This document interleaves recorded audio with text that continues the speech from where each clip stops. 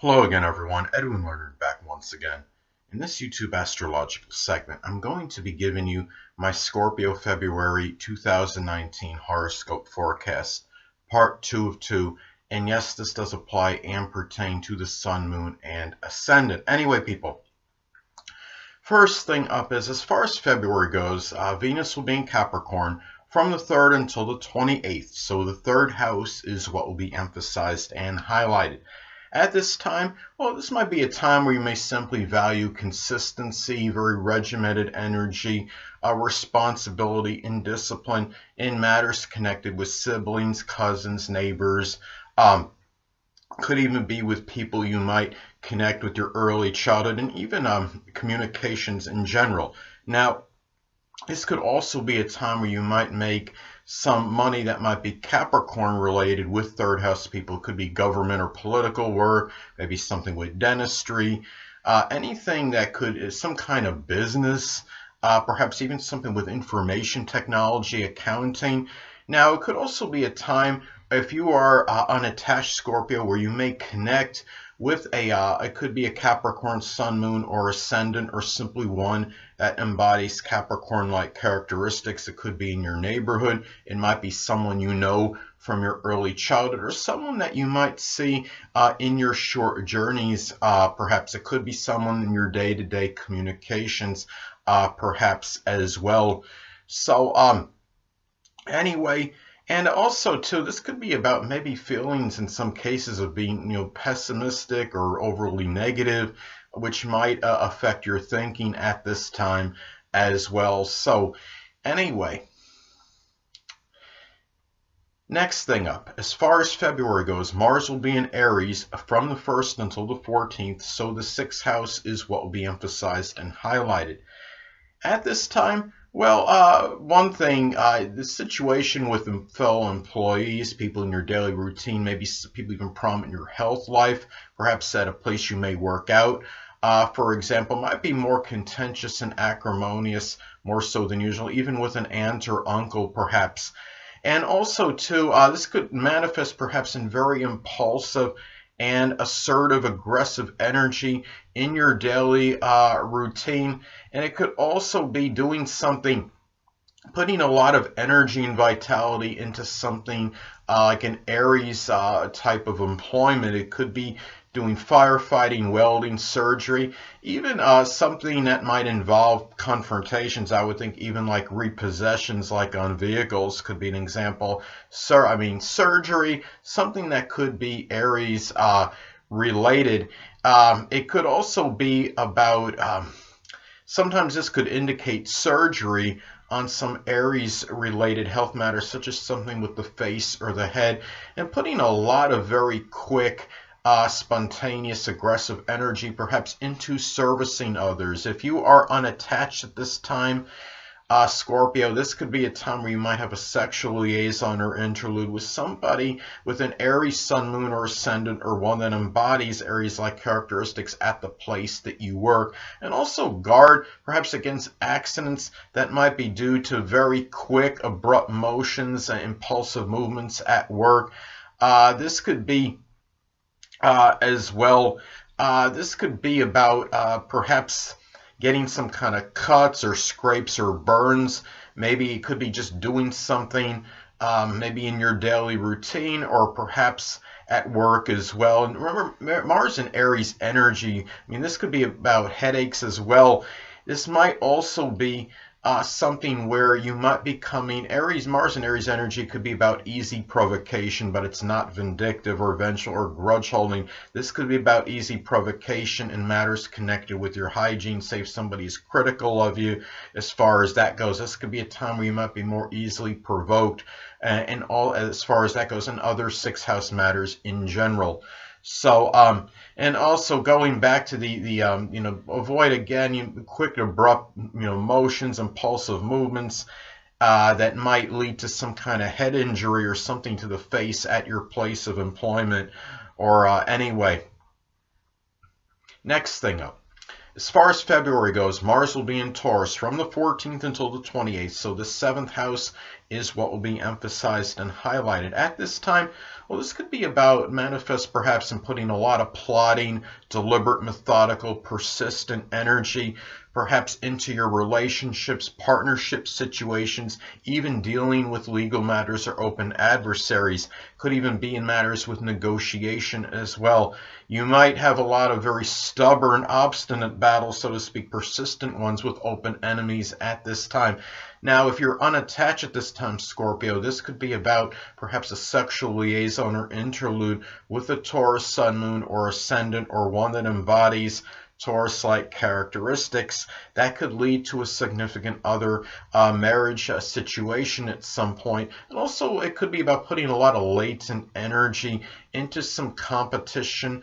Perhaps it could be doing something that requires certain endurance, such as perhaps running, or some maybe not a marathon, but something that requires long distance running, or even working out vigorously. Perhaps this could be as well looking at this, well, Mars and Taurus, that energy, unlike Aries, is not really, it's not about easy provocation, but this could be a time where one might explode over very persistent and sustained provocation and goading, perhaps in matters with a significant other or business partner, or even an open enemy, or could be some legal opponent, perhaps, or even a grandmother in some cases. Now, anyway, next thing up. Jupiter will still be in Sagittarius, so the 2nd house is what will be emphasized and highlighted. Now, at this time, as I've talked about previously, Jupiter can be paradoxical, it could be very strongly benign and benevolent, but could also have a tendency to enlarge and expand. In some cases, this could be about enlarging, really perhaps foolhardy, over-optimistic, reckless, even self-righteous or coxcombical type behavior. It could be with matters in terms of making money or trying to improve your self-esteem and self-worth. It could be working out, for example, to the point where you might wind up, going a little bit overboard and trying to accomplish too much, such as lifting a weight that might be too heavy for you in order to build your body, to build up your self-esteem and confidence. Given Sagittarius could be connected with sports, so you get the idea. But on a positive note, this could be very fortuitous for doing something Sagittarius related in terms of generating income. It could be something connected with philosophy or religion or sports even, or publishing, advertising, anything that, or doing something in the outdoors.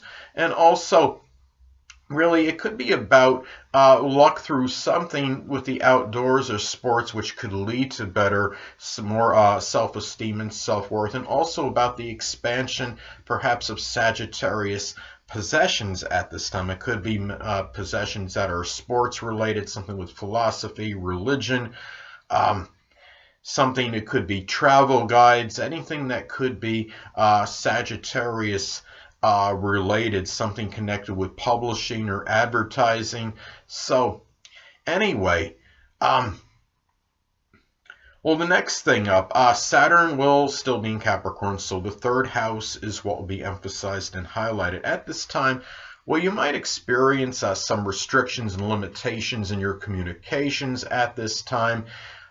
You're thinking you might be feeling a little bit more despondent or melancholy, and it could be a time where you might be becoming a little bit more depressed, more so than usual, thinking more pessimistically. And also, too, older people might figure more prominently in your communications, more so than usual. At this time, too, it could be a period, too, where you might be taking care of a debilitated or sickly sibling, a cousin, a neighbor, someone you know in short journeys. It could be someone you knew from your early education. This could be a person, and it could be something Capricorn related, such as something with the knees, the bones, or the joints, and it might be making you feel somewhat despondent and dejected at this time. And also, too, this could be about also manifesting taking serious responsibility to your communications.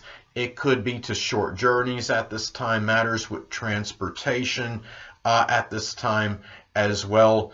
And anyway, well, the next thing up is Uranus will be in Aries still, so the 6th house is what will be emphasized and highlighted. Well, at this time, this could be about, in some cases, where it could be that your employment may be somewhat erratic and sporadic. I have this placement natally. My Uranus almost exactly conjuncts my 6th house cusp, actually. And I've had extensive nerve damage, and Uranus could be connected with shocks and things nerve-related. And, of course, the 6th house could be about your physical illnesses. And anyway, I mean, this could be a time where you might, I mean, this could be about getting some, there might be some very unusual or enigmatic illness one might get. It could be also, could be something nerve related or feeling like those shock sensations like in the arms or what have you, which is generally, I mean, that would be nerve related. This could also be about dealing with perhaps very unpredictable, acrimonious, perhaps people at your place of employment, and it could be in your daily routine. It could be someone prominent in your health life, an aunt or an uncle. Also, it might be a time where you require more independence and freedom in your daily routine, more so than usual, and also a Uranus type employment. It could be doing some kind of humanitarian work, something with computers, electronics, innovation, something perhaps with astronomy, aerospace, rocket science even. So anyway, and it also, this could be about unusual behavior from pets in some cases as well, or even astrological work or incorporating that in your daily routine. And it could also be, in some cases, could there be some unusual thing associated with your hygiene that might take place at this time? Well, that could be possible when you're dealing with this. And also, especially as far as the illness goes, if this is making an inconjunct to your ascendant, say, especially your actual ascendant, your natal chart, this is where that could increase that propensity for something like that happening. And also an adverse aspect to your Mercury could give some kind of issues, like some kind of nerve issues, perhaps with the hands, I would think. Because I have actually, again, I have this Uranus almost exactly conjunct my 6th house cusp, and it also makes a square to my Mercury. And of course, Mercury is connected with the hand, so I think that might have a little something to do with that. So anyway, next thing up, Neptune will be in Pisces still, so the 5th house is what will be emphasized and highlighted. Hold on a moment, people.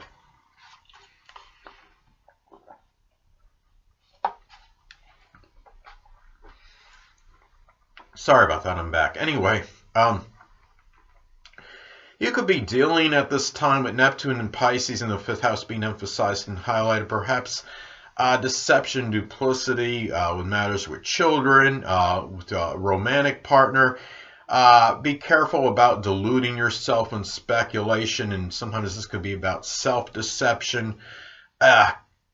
This could be a time too, as far as dealing with deceptive behavior, say from lovers. I mean, this could be also emphasized more in a greater propensity for this, depending on aspects. If this is making, say, an adverse aspect to your Mercury, this could be something where your thinking and judgment might be more clouded, more so than usual, and it'll be a little bit easier to be deceived. If this is making an adverse aspect, say, to your Venus, your natal Venus, then of course, as far as relationships go, yes, this could be a time where you might be more susceptible to duplicitous behavior, and you're really not seeing the fine print, so to speak, in the details, and seeing these people as they are necessarily.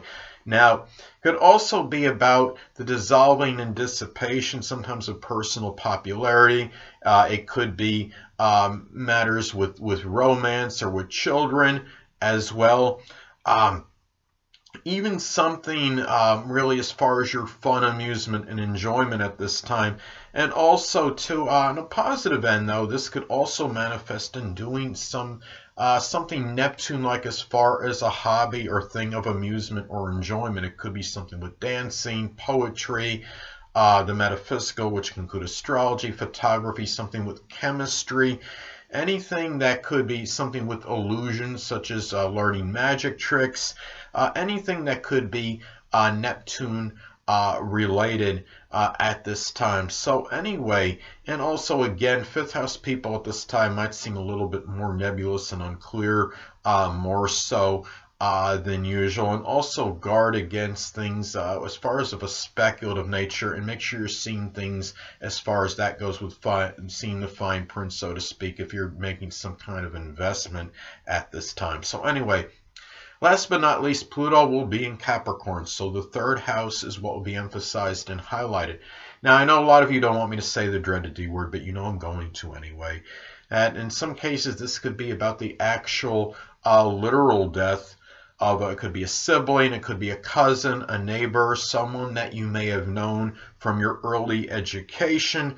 In some cases, too, if they're depending on aspects, and if there's other things like in a chart, say through progression or another transits or what have you, this could be in some cases where the voice might be maybe transformed somehow.